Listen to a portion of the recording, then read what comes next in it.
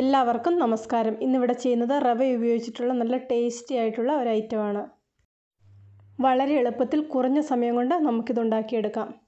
ഇതിനു വേണ്ടിയിട്ട് 1/2 കപ്പ് റവ മാത്രമേ ആവശ്യമുള്ളൂ. 1/2 കപ്പ് റവയും 1 കപ്പ് പാലും ഇവിടെ എടുത്തു വെച്ചിട്ടുണ്ട്. റവയൊന്ന് വറുത്തെടുക്കാം. അതിനു വേണ്ടിയിട്ട് ഇതുപോലെ കുറച്ച് കുഴിയുള്ള ഒരു പാത്രമാണ് എടുക്കുന്നത്. 1/2 കപ്പ് റവ എടുത്തിട്ടുണ്ടെങ്കിൽ 4 പേർക്ക് കഴിക്കാനുള്ളത് കിട്ടും. ഇതിലേക്ക് 2 സ്പൂൺ നെയ്യും കൂടെ ചേർത്ത് കൊടുക്കാം. ഇതൊന്ന് കളർ മാറാതെ ചെറുതായിട്ടൊന്ന് വറുത്തെടുക്കണം. നെയ്യ് ചേർത്ത് കൊടുക്കാൻ താല്പര്യമില്ലാത്തവർക്ക് ഏതെങ്കിലും ഒരു കുക്കിംഗ് ഓയിൽ ചേർത്ത് കൊടുക്കാം. നെയ്യ് ചേർക്കുന്നതാണ് ഈ സ്വീറ്റിൻ്റെ ഒരു ടേസ്റ്റ്. അതിനുശേഷം എടുത്തു വച്ചിരിക്കുന്ന പാല് കുറേശ്ശെയായിട്ട് ഒഴിച്ച് ഇതുപോലെ ഒന്ന് ഇളക്കി കൊടുക്കാം. ഇത് വളരെ പെട്ടെന്ന് കുറുകി വരും.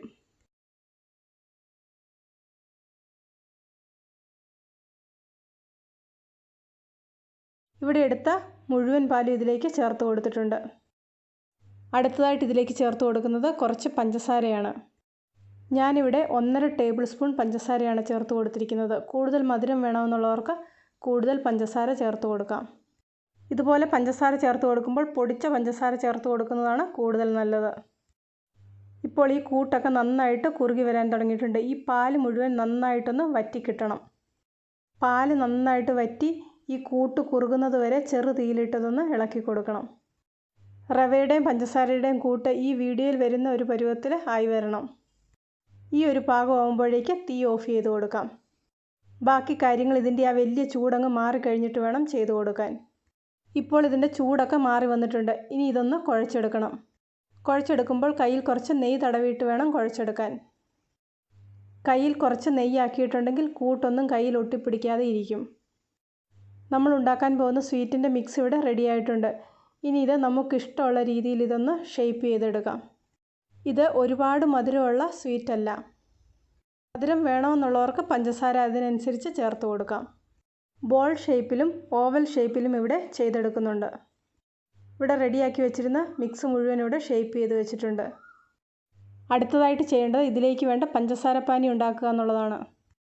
പഞ്ചസാരപ്പാനിക്ക് വേണ്ടിയിട്ട് 1/4 കപ്പ് പഞ്ചസാരയും അതിലും കുറച്ചും കൂടെ കൂടുതൽ വെള്ളവും കൂടെ ഒഴിച്ചു കൊടുത്തിട്ടുണ്ട്. 2 ഏലക്ക പൊടിച്ചതും കൂടെ ചേർത്ത് കൊടുക്കാം. പഞ്ചസാരയൊക്കെ നന്നായിട്ട് അലിഞ്ഞ് വരുമ്പോൾ ഇതിലേക്ക് ഷേപ്പ് ചെയ്ത് വെച്ചിരിക്കുന്ന ബോൾ ഓരോന്നായിട്ട് ഇട്ട് കൊടുക്കാം. ഇതിനി നന്നായിട്ടൊന്ന് തിളപ്പിച്ചെടുക്കണം. 5 മിനിറ്റ് ഇതുപോലെ തിളപ്പിച്ച് കൊടുക്കുന്നുണ്ട്. ഇങ്ങനെ 5 മിനിറ്റ് തിളപ്പിക്കുമ്പോഴേക്ക് ഈ പഞ്ചസാരപ്പാനിയൊക്കെ ഈ ബോളിനകത്തേക്ക് കയറി നല്ല സോഫ്റ്റായിട്ട് കിട്ടും.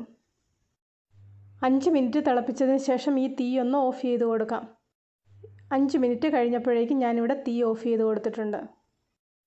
ഇതൊരു അരമണിക്കൂർ റെസ്റ്റ് ചെയ്യാൻ വേണ്ടി വെക്കാം. അങ്ങനെ ആകുമ്പോഴേക്ക് ഇതൊന്നും കൂടി ഒന്ന് സെറ്റായിട്ട് കിട്ടും. അതിന് ശേഷം ഇത് പഞ്ചസാരപ്പാനിയിൽ നിന്ന് മാറ്റാം. നല്ല രുചിയുള്ള റവ ഉപയോഗിച്ചിട്ടുള്ള ഒരു ഐറ്റമാണിത്. എല്ലാവരും ഒരു പ്രാവശ്യമെങ്കിലും ഇതൊന്ന് ഉണ്ടാക്കി നോക്കുക. തീർച്ചയായിട്ടും നിങ്ങൾക്കിതിൻ്റെ ടേസ്റ്റ് ഇഷ്ടപ്പെടും. ഇതിപ്പോൾ പഞ്ചസാരപ്പാനിയിൽ നിന്ന് എല്ലാം എടുത്ത് മാറ്റിയിട്ടുണ്ട്. ഇനി ഇത് കുറച്ച് ഡെസിക്കേറ്റഡ് കോക്കനട്ടിലൊന്ന് റോൾ ചെയ്തെടുക്കാം. ഡെസിക്കേറ്റഡ് കോക്കനട്ട് വീട്ടിലില്ലെങ്കിൽ ഒരു പാനിൽ കുറച്ച് തേങ്ങ ചിരകിയതെടുത്തൊന്ന് ചെറുതായിട്ട് ചൂടാക്കിയിട്ട് എടുത്താലും മതി. ഇന്നത്തെ ഈ റെസിപ്പി എല്ലാവർക്കും ഇഷ്ടപ്പെട്ടെന്ന് വിശ്വസിക്കുന്നു. ഇഷ്ടപ്പെട്ടെങ്കിൽ ലൈക്ക് ചെയ്യാനും ഷെയർ ചെയ്യാനും നിങ്ങളുടെ അഭിപ്രായങ്ങൾ അറിയിക്കാനും മറക്കണ്ട. പുതിയൊരു വീഡിയോയുമായിട്ട് വീണ്ടും കാണാം.